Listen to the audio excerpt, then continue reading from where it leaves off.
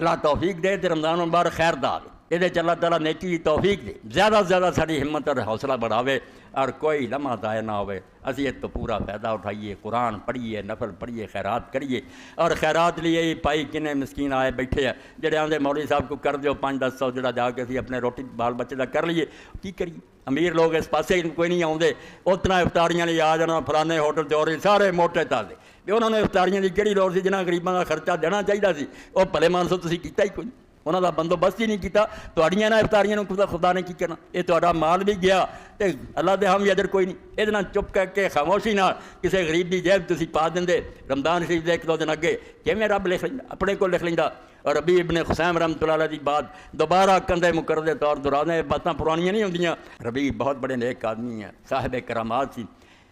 بیوی نے ایک دن آخیا ربیع عمر گزر گئی، تو کدی چاہ نہ نہیں آخیا بھی مینوں آ شاہ پکا کے کھوا، جو پکا کھا لے، اج اپنا شوق دس، میرا بھی جی چاہتا تیری خواہش پوری کراں۔ حضرت ربیع نے فرمایا پھر تو اللہ دی بندی ہے، حلوہ پکا،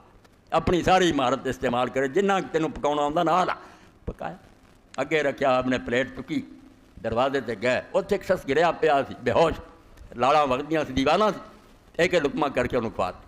واپس آئے بیوی نے آخیا ساری عمر پچھوں تو یہ شوق کیتا سی، میں تینوں کھوایا، تو تھوڑیاں نیکیاں کہ کرتا رہا، ہن تو کھوایا بھی اس بندے نوں جنوں یہ بھی نہیں پتہ لگا مینوں کسی نے حلوہ کھوایا۔ یا آپ نے فرمایا اللہ دی بندی، انہوں نہیں پتہ لگا، وہ رب نے لکھ لیا، اس تو انہوں نہیں پتہ لگا،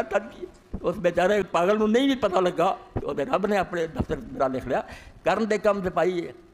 وقت جانا چلی نہ، کوئی فائدہ اٹھا رہی ہے، ورنہ گنگا ایک دن خشک ہو جانی ہے، اب بہہ رہی ہے گنگا، دوڑو ہاتھ پوڑے۔